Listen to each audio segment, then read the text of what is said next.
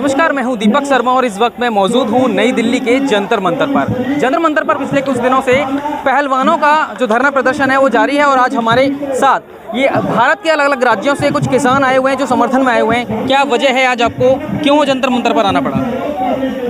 देखिए, इससे सरकार संवेदनहीन है। पहले आपने देखा कि 13 महीने तक किसानों का जो धरना चला और वो 13 महीने में इस सरकार की जो विचारधारा थी, सरकार के जो काले कानून थे उनकी 13वीं की और जो सरकार का जो अहंकार था उसकी 13वीं की।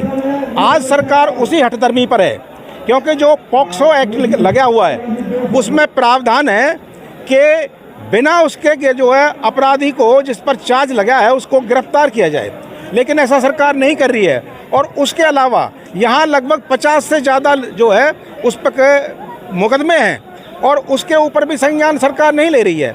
तो ये सरकार हठधर्मिता अपना रही है।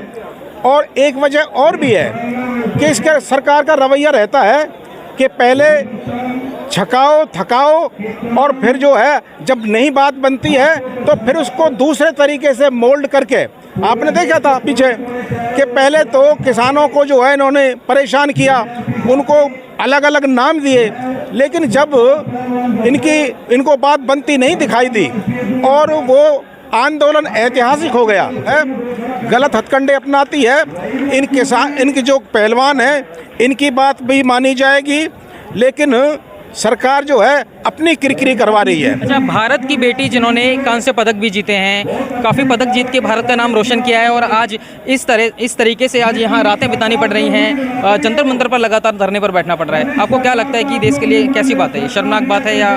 देखिए, इससे बड़ी शर्मनाक बात कोई हो नहीं सकती कि जो देश के लिए, जो देश का जो गौरव है, आज उनको मतलब किस बात के लिए कि बहन बेटी के साथ अगर कुछ हो जाता है तो पहली बात तो ये है कि अगर छोटी मोटी बात होती है उसको नज़रअंदाज करती है, कोई समाज की जो है ना प्रतिष्ठा का सवाल भी होता है।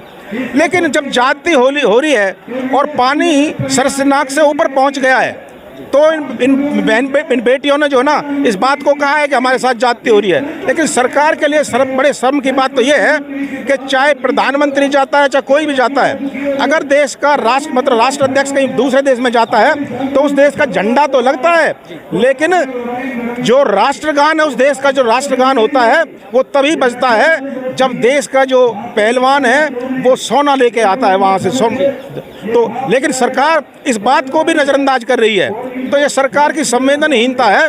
और ये नारे देते हैं, आपने देखा होगा कि जो इन्होंने नारा दिया है उसके उलट चले हैं। इन्होंने कहा कि हम काला धन जो है ना 100 दिन के अंदर लाएंगे और आज रिपोर्ट ये कहती है कि काला धन तो विदेश में और बढ़ गया। ये कह रहे थे भ्रष्टाचार दूर हो जाएगा। भ्रष्टाचार तो आपको दिख रहा है कर्नाटक में क्या हाल हो रहा है, बिना 40% के कोई काम नहीं हो रहा। तो ये सरकार सारे उलट काम करती है। इन्होंने नारा दिया था बेटी बचाओ बेटी पढ़ाओ, लेकिन आप देख रहे हो यहाँ क्या हाल है। और ये नहीं है, ये मुद्दा अब ये होता जा रहा है कि जैसे आपने 2012 में निर्भया कांड जो देखा था, आज वही पोजीशन होती जा रही है। जी, मेरा सवाल जो है वो ब्रजभूषण सिंह को लेकर है। ब्रजभूषण सिंह आखिर क्यों नहीं एफआईआर हुई? क्योंकि 7 दिन निकल गए, 7 दिन के बाद एफआईआर दर्ज की गई और उसके बाद अब लगातार यहाँ जितने भी पहलवान हैं सभी को धरने पर बैठना पड़ रहा है। जो मुद्दा है वो मुद्दा ये है, इस पर एक बार इनकी सोच ये थी कि ये पहलवान जो है ना, जो कुश्ती संघ का जो अध्यक्ष उसके अंडर आते हैं, पहली बात तो ये है कि ये दबाव में आ जाएंगे। फिर दूसरी बात ये है कि इन्होंने कभी आंदोलन किया नहीं है। जब ये आंदोलन करने लगे तो सरकार ये सोच रही थी कि ये यहाँ से टल जाएंगे, लेकिन अब हालात जो है ना बदलते हुए दिखाई दे रहे हैं। और अब सरकार जो है, आप देख रहे हो कर्नाटक में वहाँ वो चुनाव के उसमें वैसे मतलब जो इनकी यहाँ किरकिरी हो रही है और जो सरकार जो बहन बेटियों की जो इज्जत की बात है वो विदेशों तक तो जारी है, लेकिन यहाँ से 700 मीटर दूर पर जो है ना कुश्ती संघ के अध्यक्ष का दफ्तर है, उसके बाद बात नहीं पहुँच रही। और जो प्रधानमंत्री हैं उनको भी जो है अभी तक कोई लेना देना इससे नहीं लग रहा है। तो ये जो इनकी कथनी और करनी में जमीन आसमान का अंतर है, ये मानना तो पड़ेगा। लेकिन ये क्या कर रहे हैं कि अब जो कर्नाटक में चुनाव है वो 10 तारीख को वो ख़त्म हो जाएगा, तो वहाँ नुकसान ना हो जाए और जो ब्रिजभूषण शरण सिंह है, वो यूपी से बिलोंग करता है। 11 तारीख को वहाँ के निकाय चुनाव है उत्तर प्रदेश में, तो वहाँ नुकसान ना हो जाए, ये चुनाव सबसे पहले इनके ध्यान में चुनाव रहता है, जीतना रहता है, कुर्सी रहती है। इनको किसी की मतलब जो है ना बुरी हालत हो उससे कुछ लेना देना नहीं है। और भी लोगों से यहाँ जानेंगे जो किसान आंदोलन से हैं हमारे पास साथ। कहाँ से हैं आप कहाँ से? मैं फरीदाबाद से हूँ, किसान संघर्ष समिति नहर पार फिजत का जनरल सेक्रेटरी हूँ। आज आपको यहाँ जंतर मंतर पर क्यों आना पड़ा?